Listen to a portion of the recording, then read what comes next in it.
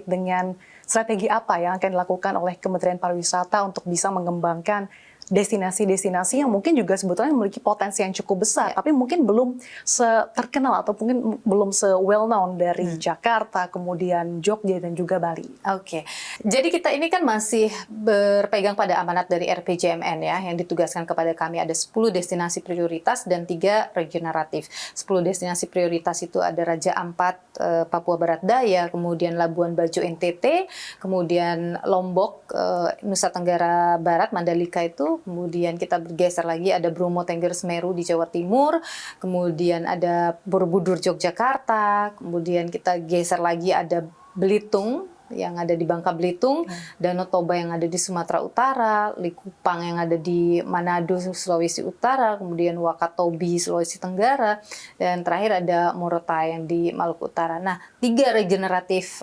area itu adalah Bali sebagai destinasi regeneratif, Jakarta, dan juga Kepulauan Riau.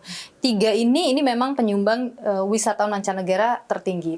Hampir 50%-nya Bali, 30%-nya Jakarta, kemudian 20%-nya itu Capri.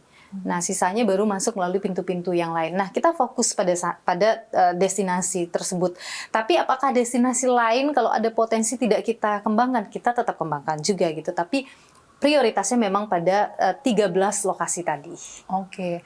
Nah, di tengah upaya untuk mengembangkan 13 daerah tadi, Bu, bagaimana Kementerian Pariwisata juga memastikan bahwa di samping ada pertumbuhan, kemudian juga terkait dengan pulihnya sektor pariwisata, tapi di satu sisi terkait dengan keberlangsungan lingkungan alam ini juga tetap terjaga. Ya, jadi amanat dari RPJMN sudah sangat jelas ya. Kita bicaranya adalah quality tourism and sustainability tourism. Jadi kita hanya berpatokan pada 2 hal itu. Jadi pembangunan apapun harus base-nya, dasarnya itu selalu 2 hal, quality dan sustainability.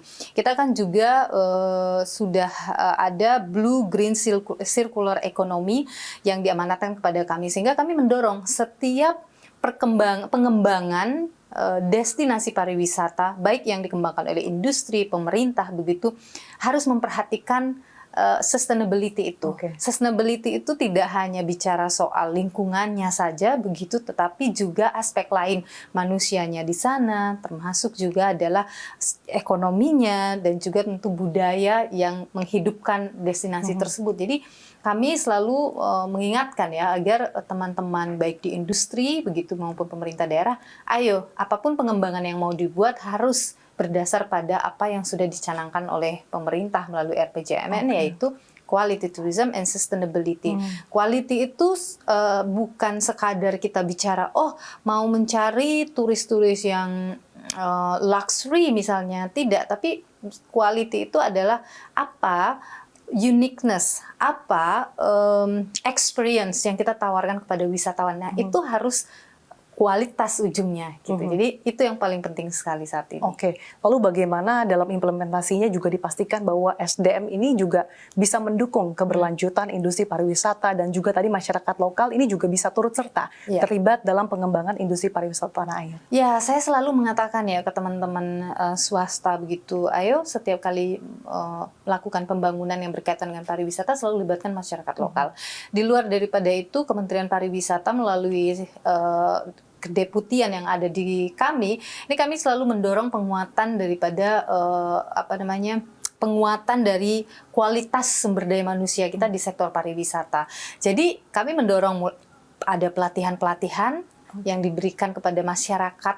Misalnya desa wisata, itu kan mereka bukan orang-orang yang pendidikannya pariwisata gitu. Beda misalnya orang yang kerja di hotel, mungkin sudah memang basicnya udah pariwisata. Tapi ketika kita mengembangkan desa wisata, itu mereka bukan orang pariwisata gitu. Tapi bagaimana kita melatih mereka, meningkatkan kapasitas mereka sehingga mereka memahami, sadar tentang pentingnya pariwisata ini, tentang pentingnya hospitality dan lain sebagainya. Nah, itu terus-terusan kita lakukan. Setiap tahun kita terus menarget bagaimana agar semakin banyak peningkatan kapasitas SDM pariwisata yang bisa terus kita lakukan melalui sertifikasi, BIMTEK, dan lain sebagainya. Oke. Lalu bagaimana upaya kolaborasi dari pelaku sektor pariwisata, kemudian mungkin juga masyarakat setempat, dan juga berbagai pihak lainnya, Bu? Ya, kolaborasi is must ya sekarang. Kita tidak bisa lagi bilang, kita bisa kerja sendiri untuk sektor pariwisata semuanya harus berkolaborasi. Saya katakan ya mulai dari pemerintahnya sendiri, satu kementerian dengan kementerian yang lain gitu. Apalagi Kemenpar itu fungsinya koordinatif ya. Jadi harus mampu berkolaborasi dengan semua kementerian. Kemudian dengan pemerintah daerah karena destinasi wisata itu yang punya adalah pemerintah daerah. Yang terpenting berikutnya adalah masyarakat yang ada di sana harus terlibat, harus kita ajak kolaborasi. Kemudian akademisi, kemudian business owner ataupun swasta itu memang kunci-kunci penting untuk pengembangan sektor pariwisata. Nah, kami terus mendorong terjadinya kolaborasi, maka kami terus berkoordinasi, duduk bersama untuk kemudian benar-benar ketika ada satu isu kita bisa selesaikan bersama-sama. Pun kalau kita punya sesuatu yang ingin kita dorong mereka membantu, kita juga sampaikan.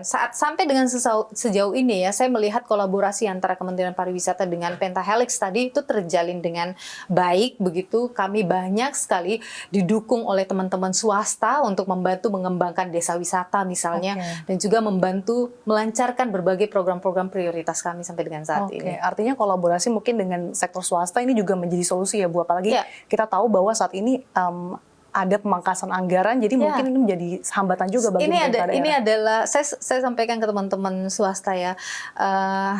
Ayo bantu pengembangan sektor pariwisata. Misalnya teman-teman punya CSR begitu yang bisa dialihkan untuk sektor pariwisata, ayo. Dan desa wisata kami banyak sekali disupport oleh teman-teman, baik itu perbankan maupun dari sektor swasta lainnya. Banyak sekali kami duduk. Jadi kami sangat mengapresiasi hal-hal yang seperti itu. Mereka entah itu membantu mulai dari pendampingan kepada masyarakat agar bisa melakukan pengelolaan desanya, sampai dengan bahkan mengurusi sampah di desa wisata itu kami juga banyak dibantu oleh teman-teman swasta. Jadi saya melihat kolaborasinya sudah sangat baik sekali sampai dengan saat ini. Ada regulasi atau mungkin kebijakan yang bisa memudahkan para investor ataupun swasta Bu untuk bisa mendukung pengembangan industri pariwisata ini Bu? Ya, kami karena terkait dengan investasi, investor dan sebagainya itu tidak di kementerian kami, itu adanya di kementerian yang lain begitu. Tapi kami selalu mendengar masukan. Ada apa nih yang ingin disampaikan? Ada keluhan apa nih yang disampaikan oleh teman-teman investor begitu, atau ada investor yang ingin masuk? Dan ketika itu terjadi, kami komunikasikan dengan teman-teman dari kementerian yang lain, investasi ataupun perdagangan dan sebagainya. Gitu sih. Dengan peluang industri pariwisata yang begitu besar Bu, tapi sejauh ini tantangan apa Bu yang Anda lihat? Kita masih punya isu konektivitas misalnya. Ya, baik itu konektivitas dalam negeri maupun juga konektivitas dari luar ke dalam. Teman-teman mungkin sudah tahu ya, ada banyak masalah isu tiket misalnya. Ini karena memang kurangnya konektivitas. Jadi satu titik ke titik lain itu masih jadi satu isu, dan itu kita terus mencari solusinya. Kami terus berkoordinasi, Bu Menteri selalu berbicara dengan Pak Menteri Perhubungan begitu untuk solve this problem, kemudian juga dengan Kementerian BUMN dan kementerian-kementerian yang lain. Nah, isu lain yang tentu juga masih menjadi tantangan terkait dengan pengalaman yang dirasakan oleh wisatawan ketika masuk ke Indonesia, mulai dari bandara sampai dengan di destinasi wisatanya, sampai dengan dia balik lagi.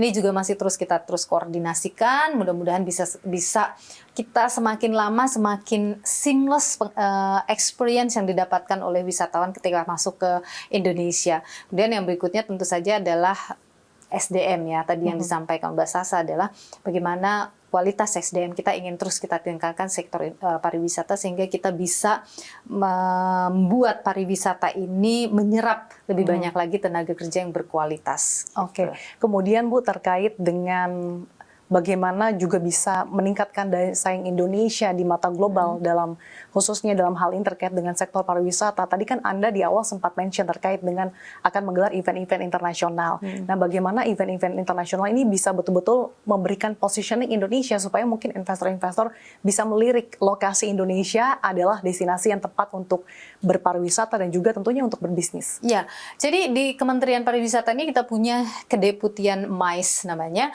dan Kedeputian MICE ini ada yang bertanggung jawab bagaimana agar Indonesia bisa menjadi destinasi MICE gitu kan.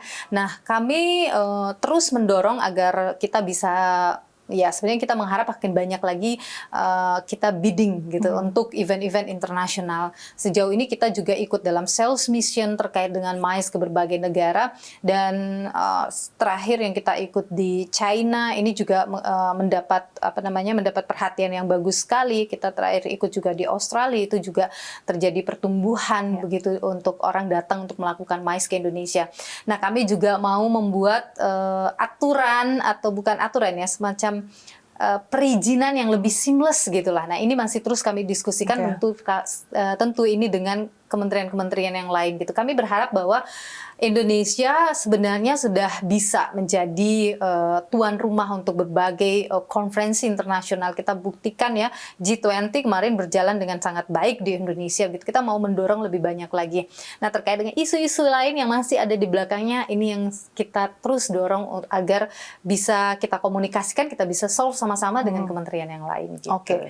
Bu Niluh, mungkin terakhir Anda sebagai sosok pemimpin wanita di sektor ini, tentu saja ini cukup luar biasa ya Bu ya.